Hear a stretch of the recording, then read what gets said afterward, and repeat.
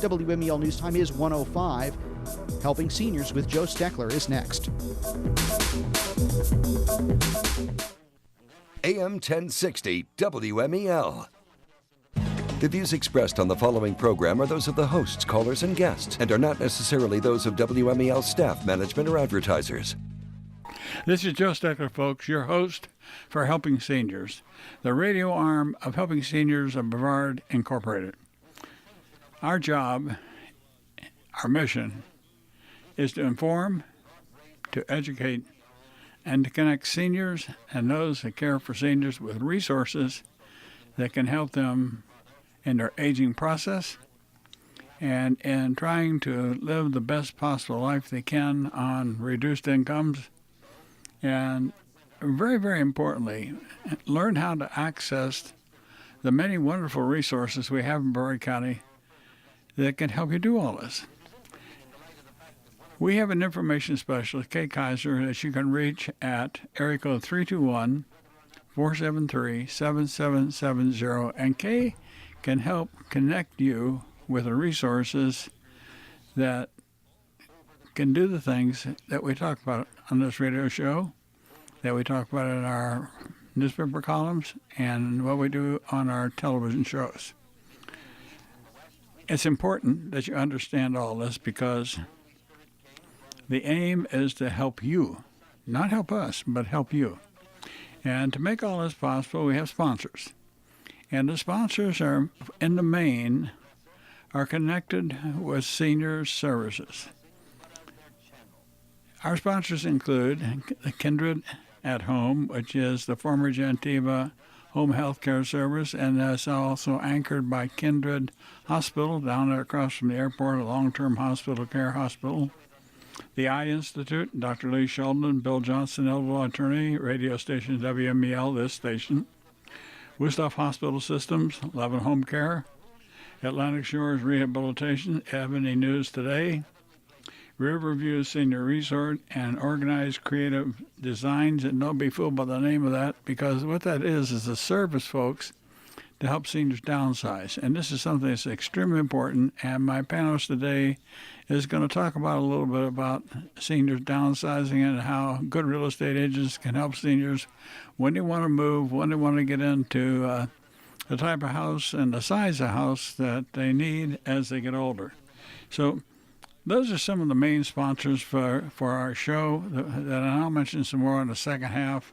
We have a whole group of people coming on as sponsors, and that's the way we're going to make this program work in the future. We are going to have people that care about you, care about seniors, care about you, that care for seniors, and we're going to make it work. And we make it work by doing all the things that we do, the radio, television, newspaper, and using Kay to talk to you about resources that are here. We're not trying to compete with anybody, folks. We're trying to complete, a C-O-M-P-L-E-T-E, not compete, no L on it. We don't want to compete. We want to complete. So our show today is about real estate. And, you know, I told Joe Roth, and by the way, welcome, Joe. Thank you, sir. Now, my guest today, folks, is Joe Roth of Veterans Realty. And when we talked to Joe about becoming a sponsor and being on the radio show and on television, I think Joe was a little dubious about, what he could bring to the equation. But as we sat and talked today, I think Joe, and once he sent me these questions, it showed me, folks, that Joe sent me 16 questions. And the questions he sent me showed me an extremely good insight into what seniors especially need to think about when buying and selling real estate. But it also goes down, I think, just to general people, Joe. Everybody needs to do what? You said 2 words. Do you remember what those 2 words were? Sure, they're asked questions. Yeah, I'm glad you did remember.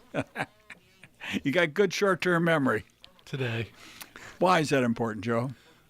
Well, for the realtor to ask the questions, they need to ask the right questions so to get the right answers. and the homeowner needs to ask the right questions of the realtor to get the right service that they need, that they're looking for. I think that before I even ask you the first question I'm going to ask, I want to ask you a couple other questions instead.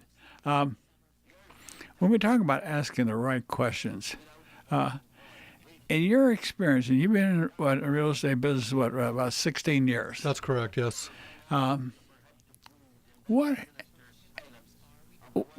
do you think is something that many of us, as we buy and sell homes, what do you think that we failed to ask or think about? What is something that really would stand out in your own memory of mind about why didn't they ask that? Well, my answer to that would be you need to talk to several people about your situation. Don't just take one person's answer and go with it. You need to ask several people from different assets of what it is you're trying to do and ask their opinion about it. Well, that gets into the basic question of selecting a real estate person. But before I ask you off the question, I'm going to try and stick to the questions you gave me. Before I established the fact that you've been licensed 16 years, and you said that you have over 40 years of experience. Does that include you? And who else is in your office with you? That's my partner, my best friend, my lovely, beautiful wife, Debbie. She's also been a licensed realtor for quite a few years. Oh, you're both brokers. That's correct, yes. But you do sell real estate too. We both do, yes. Okay. Why didn't she come with you to be on this show today? She's holding down the office today. Okay, she listening? I would think so. Okay, so we got to be careful what we say. Happy birthday, Debbie. It's her birthday? On the 2nd, yes. Okay, happy birthday. I celebrated my wonderful partner's birthday yesterday. Well, happy birthday to her, too. Yeah, that's okay. We share a lot of things in common, and it's important. But, I asked you a question before the show started. Why didn't you call your company Veterans Realty? Well, I saw that on the name of an office down in Vero Beach, and I thought to myself, that's the name I want for my office up in Cocoa Beach. We're so very close to Patrick Air Force Base, and we've got so many seniors and veterans that I wanted to reach out to them. Do you work a lot with seniors or not? Actually, that is our preferred market, that we prefer to work with seniors. Your preferred market? Yes. Basically, we know that they need a little extra help, and I think about my mom and her situation, and I think about how somebody would need to hold a senior's hand to get through some of these things. They don't know what questions to ask, so I kind of like to be there behind them, helping them out. What then are some of the things that you find that seniors really need to think about as, well, I'll go back and regroup.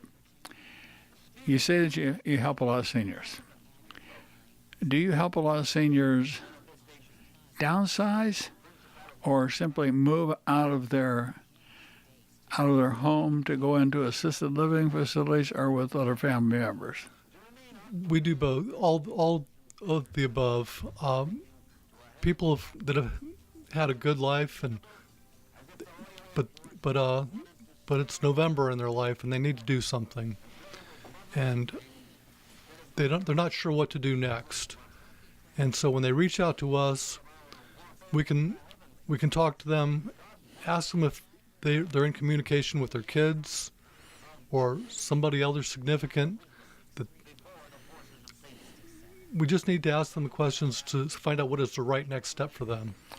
When seniors come to you for downsizing and moving out of their home, selling their home, and I've watched over the 27 years I've been involved with seniors and care of seniors. One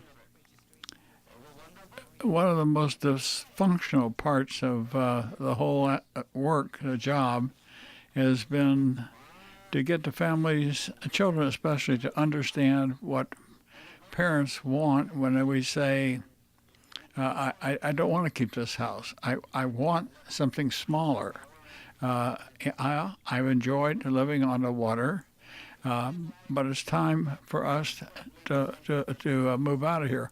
Or we find a lot of seniors that simply can no longer, because of living on a fixed income, can no longer support the care of a home on the water, and they need to move. But the children are not ready yet to either take the home or have the home sold. They still want the homestead. I'm thinking in terms of a family that I know quite well where the children didn't want the mother to sell the house because they like to, quote, come there to group. Well, are the kids going to take care of the maintenance on the house and pay for the repairs? And there's so many different aspects of it. And even just to clean a house, it's too big for somebody. A lot of times people, they just cannot physically do it. You had that experience with your own parents? I did, and I see it so often that they just can't handle the old homestead where the kids grew up. It's lovely, it's beautiful, but there's nobody to take care of it. Have you, as you work with families like this, are you, Joe Roth, are you aware of the services that can be brought to help families that come to you for care? Like you see these people that are living on fixed incomes, they really can't get the house clean. But people make an assumption, Joe, I think, because if they think of a person that owns a home on the water, that they're wealthy enough to maintain a home. That's not always true. That's not so. There's a lot of homes that they can't afford to be in that home because a spouse has died, the income is not what it used to be. There might be issues. You say on the water, maybe the seawall is breaking down and that needs to be repaired. We're talking about thousands of dollars of repairs. Even if it's not on the water, roofs go bad. Different aspects of the house need to be maintained, and that costs money. Yeah. In your business of selling homes and working with families, do you believe in, or have you worked with these reverse mortgage people to help these people do repairs and so they can stay in their homes if they need? Because I'm certain a lot of people that come to you to sell a home, you might find people that need to stay in their home. They don't need to sell it.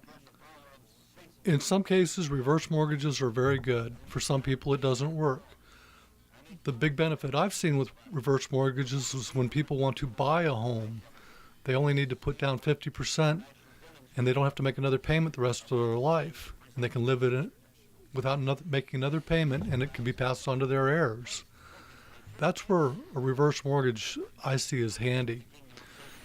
So in a case like that, if somebody has a home that they want to downsize, they can sell that home, and it could take a reverse mortgage out and do exactly what you're talking about and have enough money to live comfortably. They can, yes. So this is what goes back to the two words you said, ask questions. Ask questions if this is going to be right for you. It might be right for your neighbor or your friend down the street, but in your own particular situation, we need to ask the right questions to see how it applies to your situation. I know myself, as I get older, I have trouble with walking. I have trouble with my balance, and I have to be extremely careful about making sure I protect myself. One of the biggest dangers that seniors face, and I don't care what kind of house you live in, you can fall. That's correct. And this means that you have to take precautions about what you're doing.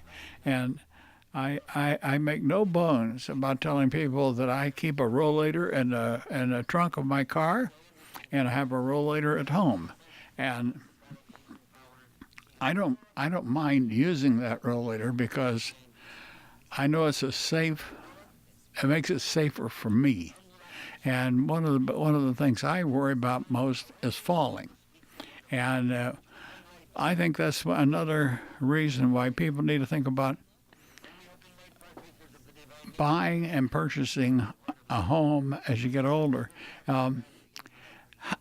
Would you say, Joe, that it's kind of a common thing that you find people that come to you to sell their home that maybe they've just, in fact, have maybe waited too long to sell the home? Unfortunately, that does happen, and it's not so much poor planning, it's just that things caught up on them and they were just caught unaware.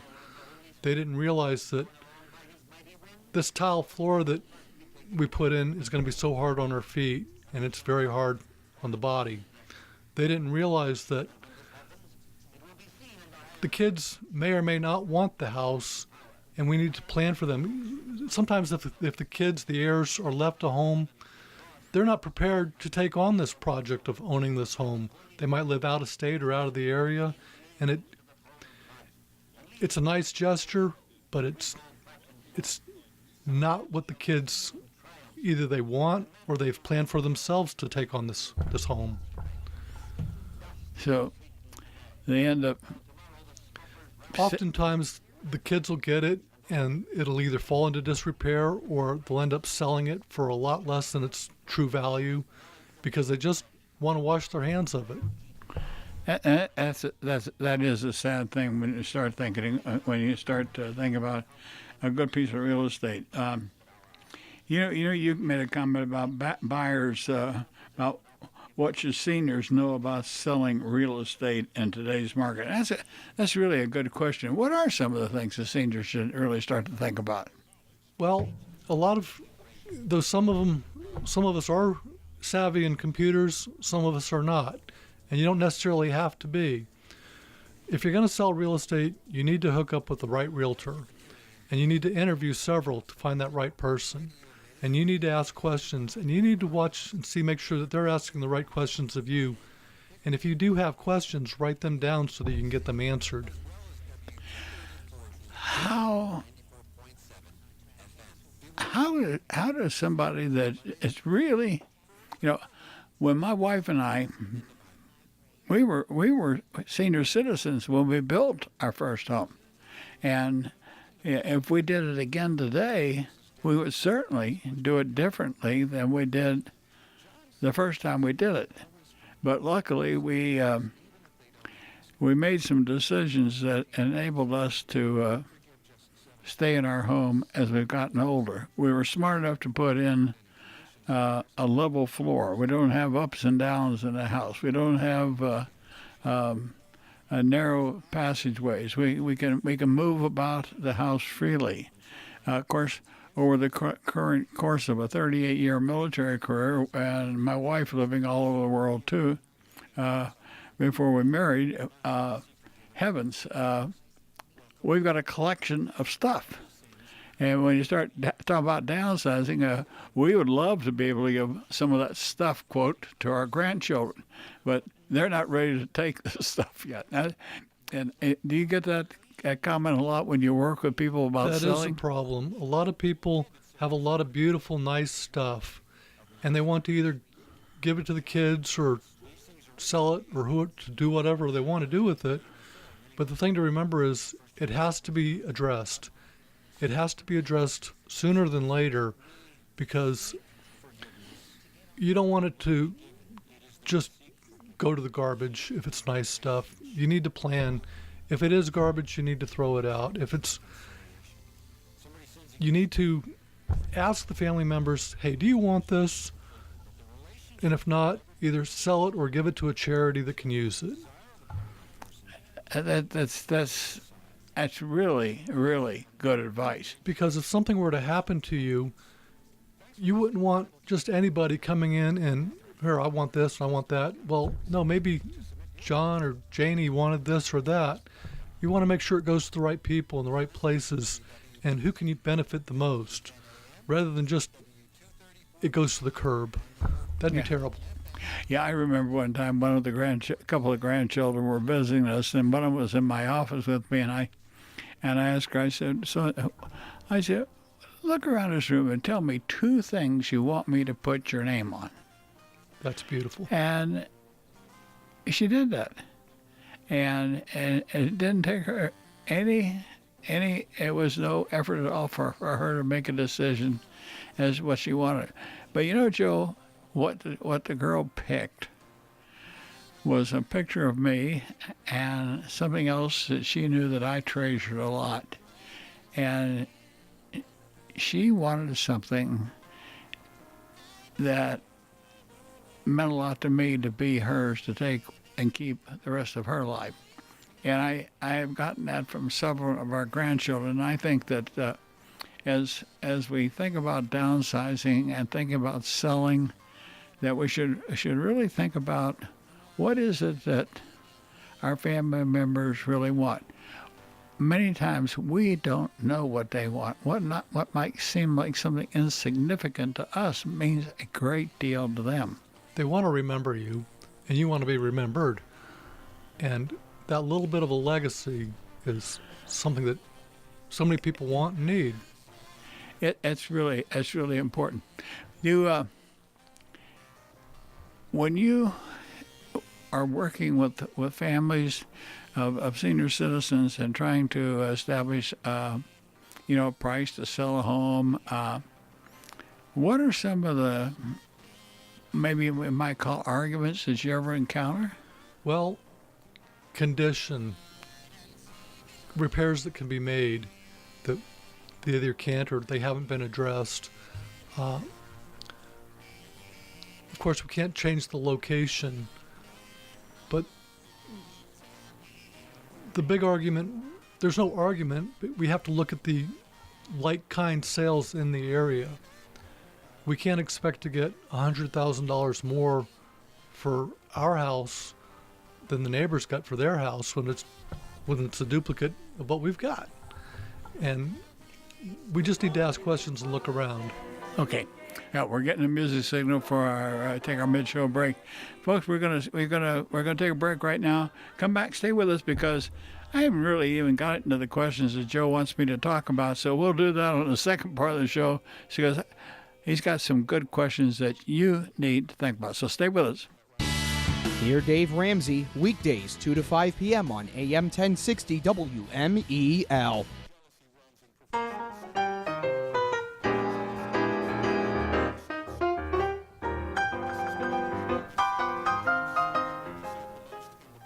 This is Joe Steckler, folks. We're back live with the second half of Helping Seniors. I remind everybody again that Kay Kaiser, our information specialist, can be reached at 473-7770. The purpose of our show is to inform, educate, and connect seniors with resources to help them live their lives. The show is underwritten by sponsors, and some of the sponsors include, the second set of sponsors include Senior Scene Magazine, Hometown News, Spotlight Magazine, Seniors Helping Seniors, The Fountains of Melbourne, Courtney and Braswell Financial Advisors, Courtney Braswell from the, I just mentioned Courtney Braswell Financial Group, Barbara McIntyre, who is a home equity specialist and specializes in reverse mortgage, and she does exactly what Joe Roth talked about on the first part of the show. She helps you use a reverse mortgage the correct way.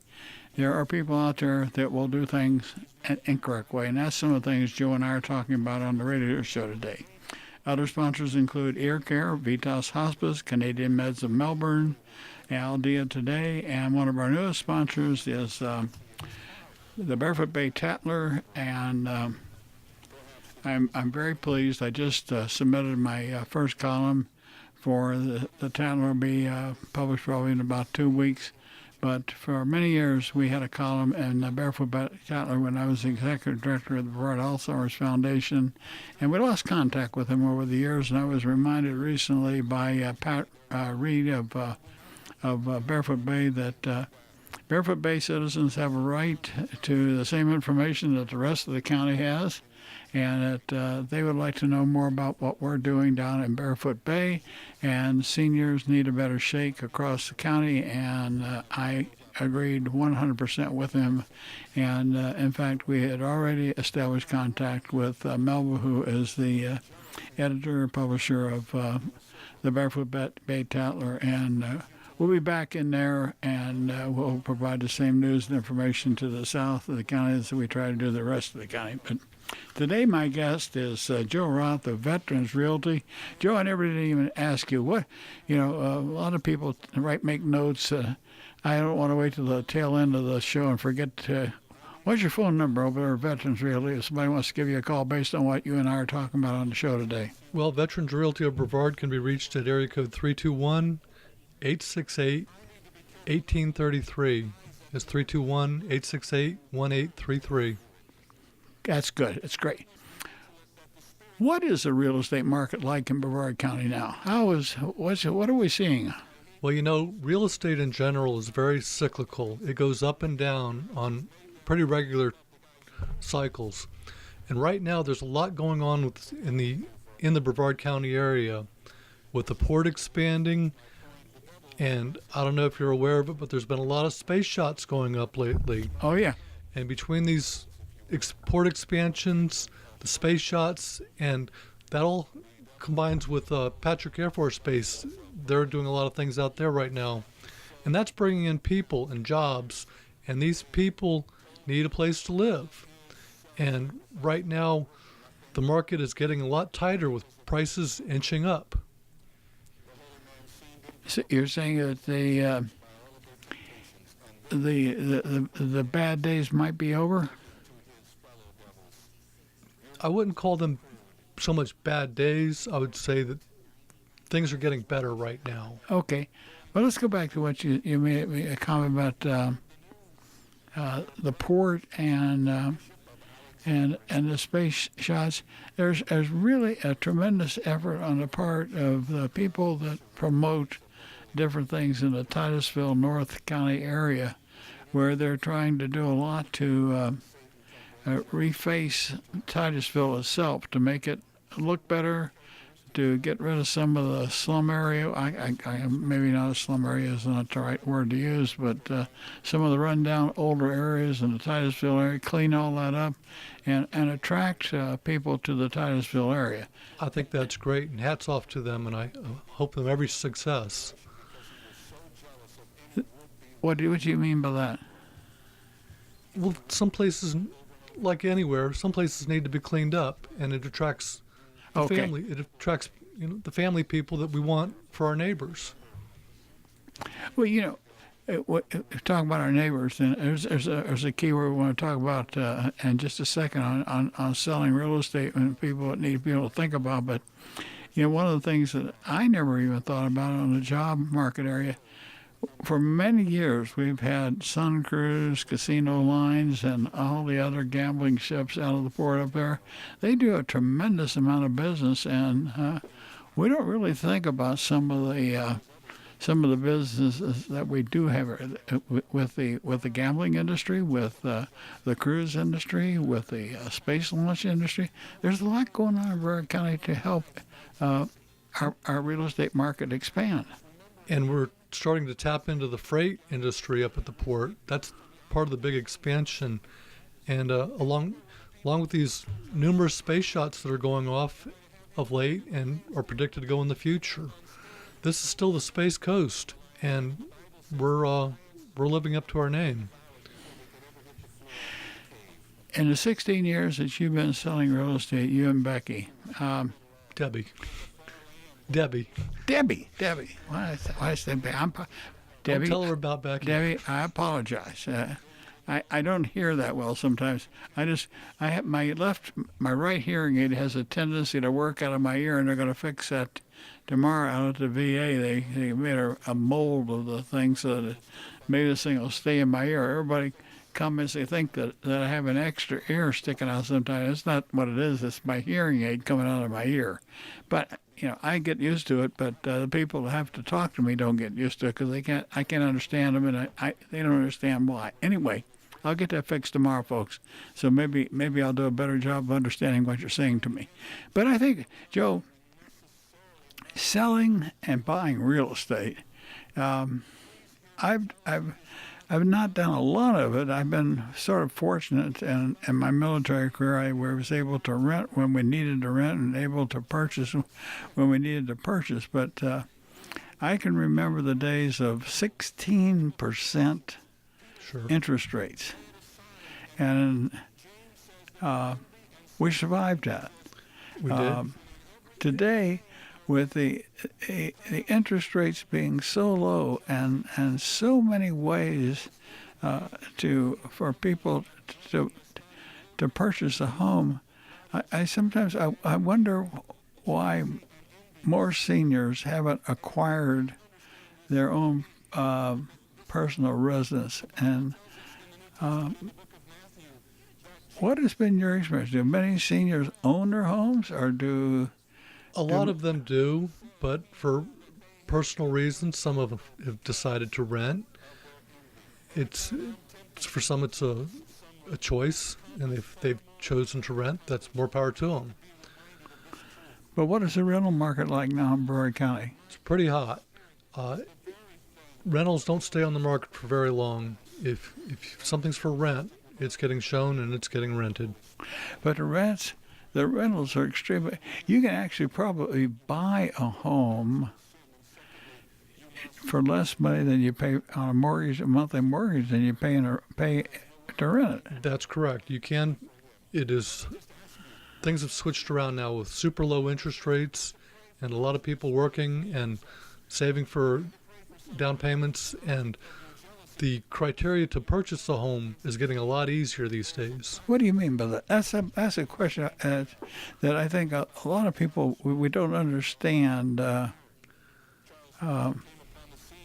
This business about a down payment and how can somebody, let's say a young couple has, they may have a joint $100,000 or $125,000 income, but they haven't had a chance to save a lot of money, but they have a chance to purchase a $200,000 house. What kind of a down payment do they have to have? They don't need that full $100,000 for the down payment on a $250,000 house. In a situation like that, I would direct them to go talk to a lender. They can talk to the lender where they bank. They can shop around, but they would first need to get pre-approved for a mortgage. They need to find out that, hey, they might have $100,000 cash, but they owe X amount of dollars to somebody else. So we would need to find out all the figures to find out if they get them pre-qualified for a loan. Is it easy or difficult in today's money market with the ups and downs of the stock market? Is it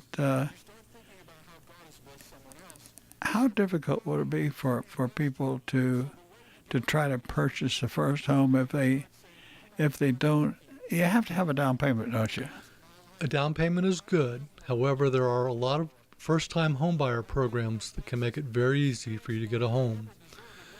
Again, you need to talk to a lender because everybody's situation is different. The first-time buyer, there are many programs to help them get into their first home with help with the down payment, all kinds of programs to help them into their first home. And a first-time home buyer isn't necessarily somebody who has never bought a home before. They might not have owned a home in the past 3 years. They're also a first-time home buyer. There's a lot of different programs for people that need to buy a home. They should definitely talk to a lender.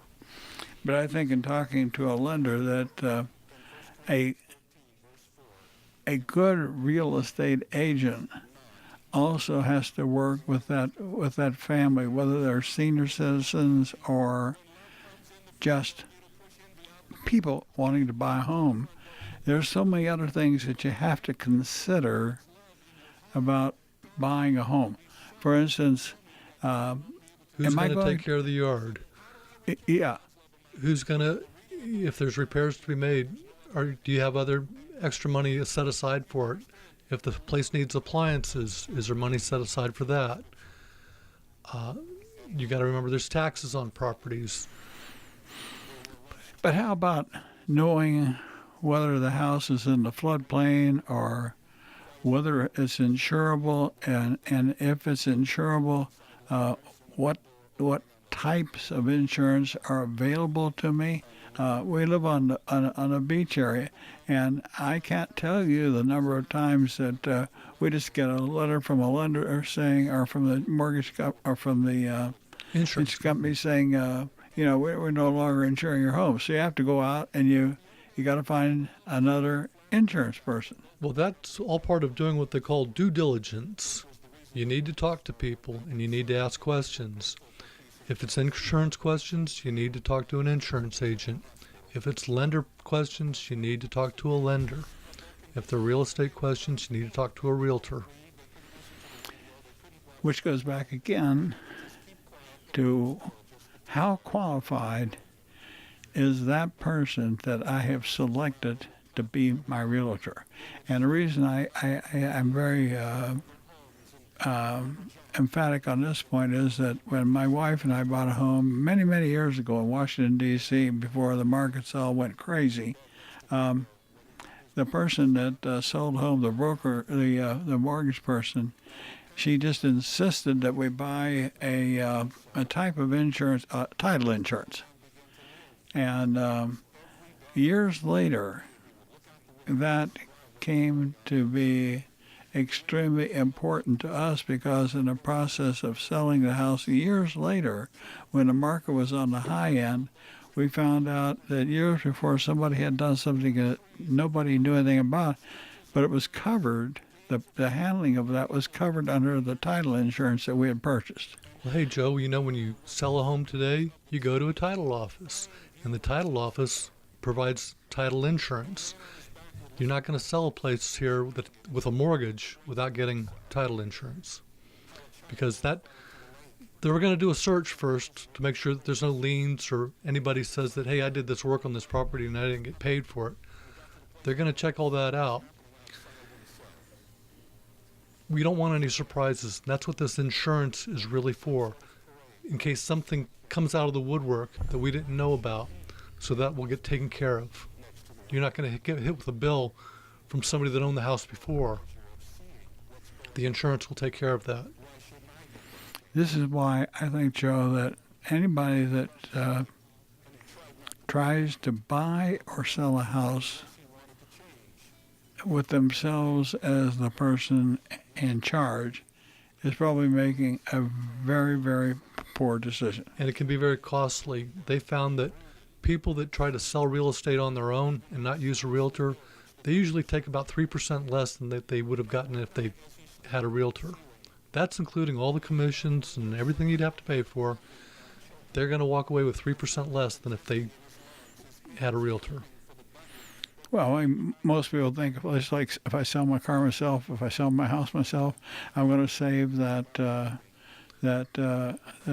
agent's fee. And it's not just that 3% that you're thinking that you're going to save. There's new laws out there these days that you can get in a lot of trouble if you violate these laws. Fair housing laws.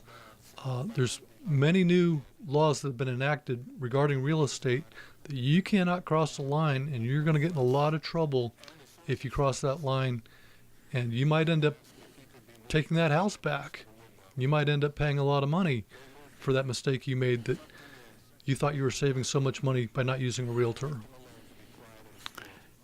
If I was a first-time buyer or seller and I didn't know anything about what questions to ask or how to do this, how in the world would you recommend that older people that have lived in their homes so many years, they haven't kept up. We haven't kept up with all these changes. I personally haven't kept up, but I know I would never try to sell my house without going through a very good mortgage company. I just wouldn't do it. I think even as many people as I know, I would probably get 2 or 3 opinions before I settled on one broker. That's very important, that you need to talk to as many people as you can. If you're going to use a realtor, you interview at least 3 realtors and pick the one that you're comfortable with, that's asking the right questions of you, and not necessarily the one that's painting the rosiest picture. That can be a mistake.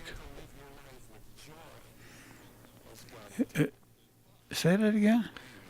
The rosiest picture that somebody can paint for you is not necessarily the best for you.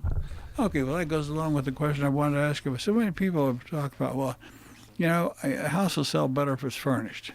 No, it'll be better if it's empty and you can show the size of the house.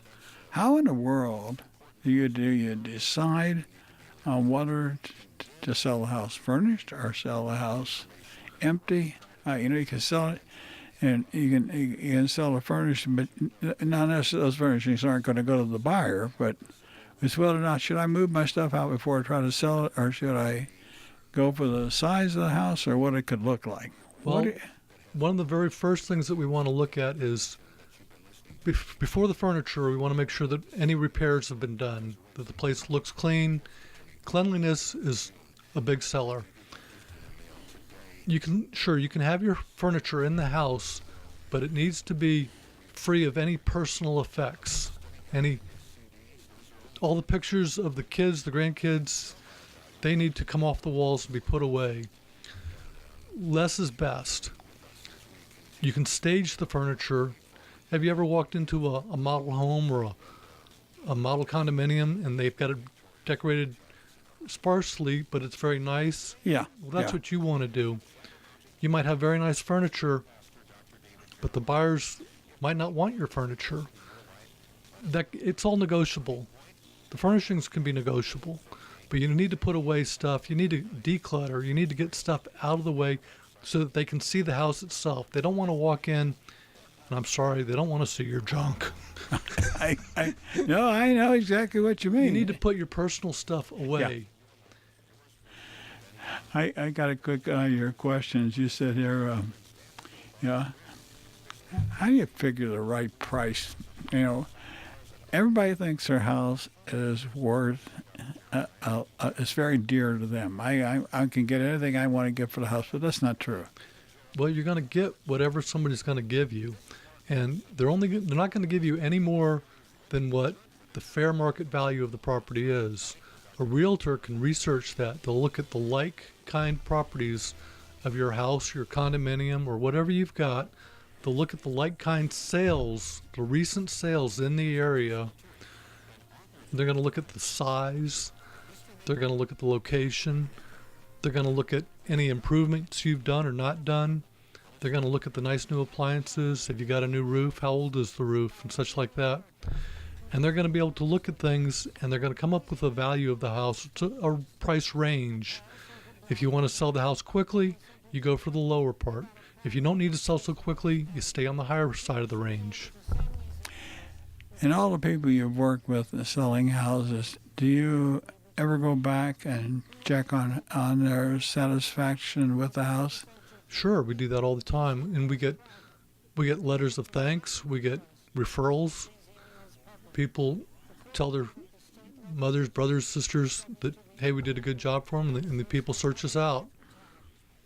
Referrals is the best, I think, one of the best things that we could ask for.